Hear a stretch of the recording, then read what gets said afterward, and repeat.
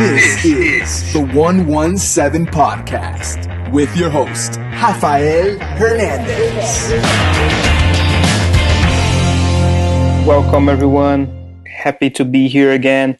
Sorry for the delay since the last podcast because my brother was bitten by a venomous snake here, and we had to take him to the hospital during the week. It was quite a scare for us, and a lot of this incident got in the way, but it wasn't serious. We got him to the hospital in less than an hour, and he was released. He was released after taking the anti-venom in less than 48 hours. So it was just a scare. I'm good and happy to be here again talking to everyone. I was looking forward to this, and once again I want to thank everyone for the overwhelming support. The last video, the recording got over 5,000 views on YouTube, and that's absolutely massive. I was quite surprised, even shocked to see it, but in a good way, of course. I want to once again thank Dimitar and Aryan for the support on social media. They've been great. Same for Chris, who has been editing the podcast. Without them, I couldn't be doing this, and I want to be doing this more and more. The In the upcoming week, I'm going to be buying a new microphone. I know this microphone I'm using is not up to the standard of quality that I want the podcast to have, but that's going to change soon. So yeah, finally, I want to welcome FCB historian again to be talking with us about Barcelona. Yeah, thank you, brother. And I'm glad that your brother is doing okay now. It's been quite a scare. Yeah, well now life continues, and hopefully we are better prepared if there was something bad, if something bad happens in the future. Today we are going to be talking about Koeman's Barcelona and how the team has played over the first two official matches, because the signs have been just spectacular. Honestly, I didn't expect the team to be this good, especially the match versus Celta. I didn't think that I was going to see the team showing character like they did for during that match. You had the case of Lenglet getting sent off after Del Cerro Grande robbed us again. The guy is a questionable referee, to say the least, like most of the referees in Spain. And the moment that he got sent off, I was expecting, okay, now the team is going to crumble. Now it's over. We are not getting anywhere. But it wasn't the case, and that had me really surprised because Messi led the team, and not as a leader, but by example, as he always does. He had many wonderful plays. He didn't assist or score, but he had a wonderful match. He caused the second goal too, that basically killed off the match. And the way that the team acted, it was completely unexpected, and it's a staple of what Koeman is trying to do, because he arrived at a fractured dressing room, a broken down squads, and a hopeless situation at the club. That he has managed to turn things around this quickly is honestly completely unexpected. As I said, unexpected many times, because it really is. I would say that 99% of us aren't looking forward to this season. There was a lot of uncertainty, a lot of fear, a lot of pessimism, and we're right to be like this, because after the Bayern match and how Bartomeu has conducted the club during this year and the past and 2019 too, everything was bound to collapse, and maybe Koeman's going to have a good season overall, and we might see Messi lifting a few trophies before he leaves. That's one of my priorities. I want to see Messi with a trophy before he leaves.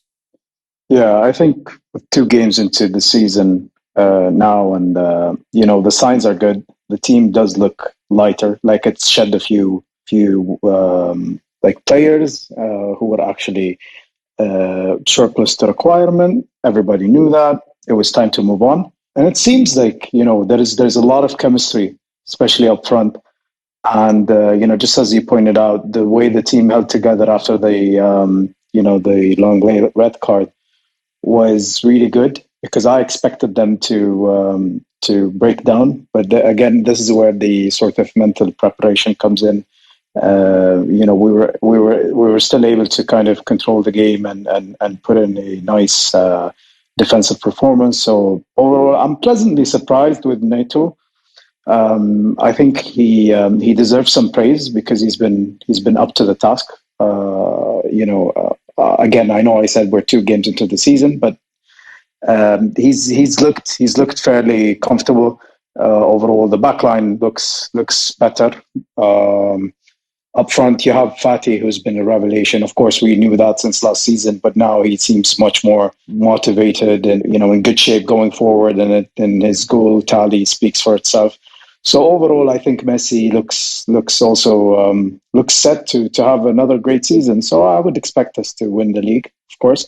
As for the Champions League, there is. We're still. I would say we're still far from our best under Koeman, of course. But I wouldn't really put it beyond us. So yeah. Yeah, as you said, you just mentioned Neto, and you're very right, because I would say that one of my main worries when the season started was, okay, no Ter Stegen until November. We are in trouble, because every time that Neto played last season, he was quite bad, not to say awful. So there was a lot of doubts there, and he deserves a lot of praise, really, to come out on top after a bad season like that. And he had 2 great games, to be honest, and that's the kind of thing that we need even from the backup players, because if you see the example of Bayer just won a treble, so they're always going to be used as an example of how to do things correctly. You have the backup players playing an important role as much as the starters, and this kind of chemistry is exactly the kind of thing that Barcelona needs. So Ansu Fati has been an absolute revelation. How the kid is playing, that goal that he scored versus Celta, it wasn't Ansu Fati there, it was pure Romario. And where did he even take that from? It was incredibly taken goal, pure instinct. He didn't have to think, he just went there and did it. And that's one of Ansu's strengths. He doesn't doubt, he just goes. He goes and do it, and he's only 17 years old, man. As I was joking with a few of my friends yesterday, when I was 17 year old, I don't know what I was doing besides playing Fallout 3, I think. and, and the guy is there playing for one of the world's biggest clubs. And not only that, but he's actually leading the line, because we don't have Suarez anymore. We don't have a fixed forward, a front, a reference up front to get the ball. And he's receiving the ball and he's creating great chances. I would say that Griezmann has gotten a lot of criticism, and I worry about Griezmann. I've said this many times on before, but I would say that he's doing a great job. And it's good for us to listen to what Koeman has to say too, because Koeman went there after the press conference in the 2 wins. He went there and said that he was happy with what Griezmann was doing, and it's good for us to see that Griezmann is really doing a great defensive job. He's tracking back, he's always marking, and people think that I'm joking when I say this, but I would even like to see Griezmann perhaps playing as a fullback if things get tough, depending on the opponent, because I don't think that Jordi Alba can really be relied upon in tough matches. It's good for us to recall that the guy was crying at halftime at Anfield after only a single goal. And that just escapes you. And let's say the Koeman gets inside the dressing room and the team is losing. There's Jordi Alba crying.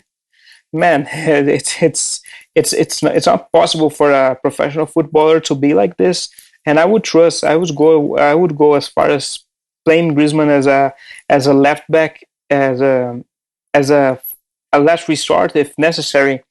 And you have Coutinho too people know that I have been a big critic of Coutinho for the past 2 years, because people think that I hate the guy, but they're completely wrong. Coutinho, when he was playing for Liverpool, he was one of my favorite players in the Premier League.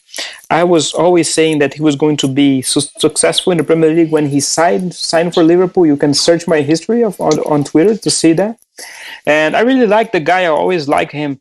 And the criticism that I have given him for the past years has been completely justified, because he was like a ghost for Barcelona before his Bayern loan, and that's simply untenable for a player that costs over 150 million euros. So the guy is playing. Koeman said earlier today that Coutinho is now playing in his preferred position, and that's why he's performing well. And honestly, guys, it took Barcelona 3 coaches for a coach to finally put and play Coutinho in his best position. Come on, this is absolutely ridiculous. But I'm glad that he's playing on his natural position. He seems to be happy. Koeman and the squad are supporting him. And Coutinho at his best, as we have seen in these first 2 matches, he's a spectacular player. Yeah, I mean, no questioning his individual quality, his talent overall, I think. But the biggest question remains, whether he's whether he's going to be able to show that against a big team. And I know it's being a bit unfair so far, but when you spend 160 million on a big signing like him, there's usually a great amount of expectation that comes with that. So, I mean, I would be willing to, give him time a bit more. But so far, in terms of the mental preparation, he plays like he's no longer, a prisoner of some sort. You feel like he's always had a chip on his shoulder at some point. He was indecisive. We criticized him a lot, and rightly so. And it got to him, and I think that year away at Bayern really helped to sort of readjust all the expectations and everything. So when he got back now, under a new coach like Koeman, I think we're starting to see a new player. So I mean, for the good of Barca, yes, I wanted to do his best, but still, there are still some questions like regarding his longevity and whether he can maintain that sort of level that he sort of produced in the first 2 games. However, overall, I think the front line looks really promising. Messi tracks back now. You have players who can do plenty with the ball and off the ball. You have players like Trincao, Pedri. With Dembele starting to sort of struggle to get his starting spot. So it's an interesting time, to be honest.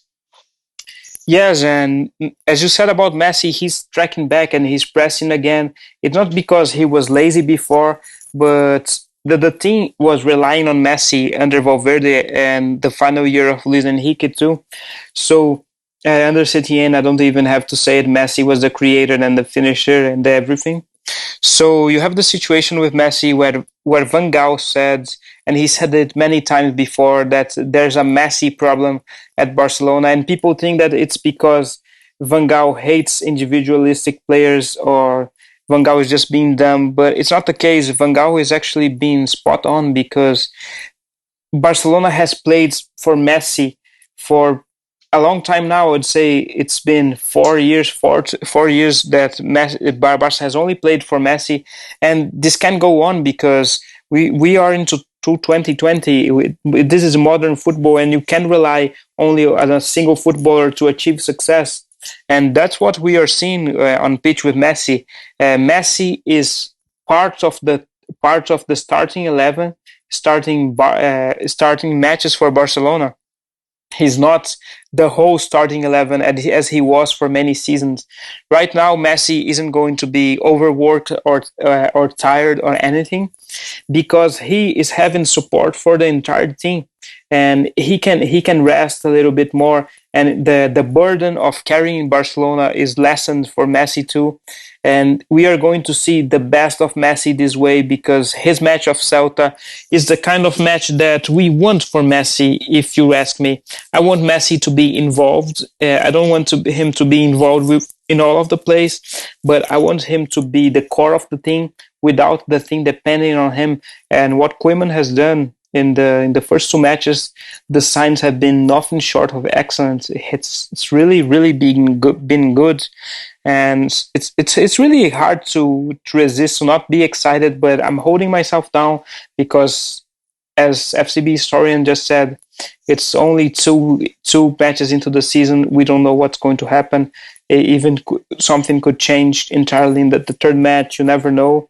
And as he said too, I'm hoping that Barcelona wins the league, because when you look at Real Madrid, they're really poor. They already have a draw against Sociedad, and they cheated themselves to a win against Betis. It was ridiculous. And then you have this very lucky home win against Valladolid, when Courtois made many key saves and Vinicius just scored a rebound. So this kind of thing, this can't last, I would say. And if the team keeps going like this, we have Messi too. We are the favorites to win the league without a doubt. And you have the case too of the young players. I already talked about the Riqui Puig situation. I want to leave that for another time. So I'm talking about Pedri and Trincão too. These two players, they haven't played much on the first two matches, but they have played, and this kind of thing is great to see, because we need these guys playing. It's very important for them to be on pitch there, to show their quality, because their precision was quite good. Trincão really looks like some player. He looks really great, and that Leicester bid of over 50 million is starting to be very reasonable. It was actually legit. The bid actually happened. So yeah, we are very covered, and now it's about us waiting if Depay comes, if Dembele is sold to Manchester United. Yeah, it's interesting what Koeman had to say about Dembele, recently when he was questioned about him, and he said, that he'd seen plenty of promise from both Trincão and Pedri during training. So now he trusts them more in terms of cohesion, how they link up with Messi and other attackers, and not only that, but also in terms of tracking back. And he said it outright that Dembele does not provide the same level of defensive, let's say, coverage as those two. So it's quite interesting that he said that outright. And we know Koeman, he's not afraid to ruffle feathers and all that as a coach. So he's had a few confrontations throughout his career. And he never sort of shied away from saying, for being like straightforward. So it's interesting that he brought that up, and I interpreted it a bit personally as a sort of like a sign that Dembele is going to be sold or loaned out. So let's see what happens over the next 2 days. Should be exciting. Yeah, and as we are recording this, the news is out that Depay isn't going to leave Lyon. The Lyon CEO, Aulas, just said it. So yeah, this is done and dusted. And I would say now that we might not see Dembele leaving, but I would still sell Dembele to Manchester United for 60 million euros if that gives us the opportunity of signing a center back, because it's very important. And I want to talk a little bit about the flaws of the team that we have seen under Koeman, because we have seen flaws. I would say that Busquets in the first match, he was very poor. His second match versus Celta was really good. We still have a problem with the fullbacks. Jordi Alba made an assist in the first match, but we know that he isn't up to the required level to play for Barcelona for a long time now. And Sergio Roberto is an embarrassment. He has to leave the club. He cannot start again for Barcelona. Honestly, he's been very poor, and I hope that Dest is given the starting spot right away, because he's just not good enough. We have seen this, because Sergio Roberto has lived off the goal versus PSG and that run versus Real Madrid for long enough. This cannot continue at any top level club that takes itself seriously. But overall, the feelings with Koeman and the team of the over the past two matches has been excellent. Yeah, I think we're in for a ride. Whether it's going to end in some sort of with us winning a whole lot of trophies is it's too early to tell. But again, just looking at individual players individually, just really analyzing their performances, like there is plenty of promise, and it's just really in contrast to what we've seen under both Valverde and Setien. So that's what I like about Koeman, even though some of his tactics are questionable, but he's capable of reining players in. He's a strong personality. Whether that's going to lead to long-term stability is another issue. But while Messi's still here, I think Koeman is capable of creating that stable environment. So let's hope his 4-2-3-1 setup holds. Remains really solid against top opposition. So we'll see. In the Champions League, we'll see when we play the likes of Madrid. And I think tomorrow should be a good test against the Europa League winners. So let's see. Yeah, there's a lot to be tested yet, and the only thing we can do is wait. Let's hope for the best and see what happens next. So this is what you're getting from us today, guys. See you soon on social media. And if you want to support the podcast, please consider subscribing as a Patreon on Patreon. And I'm going to thank you, FCB historian, for being here again. You're most welcome, man.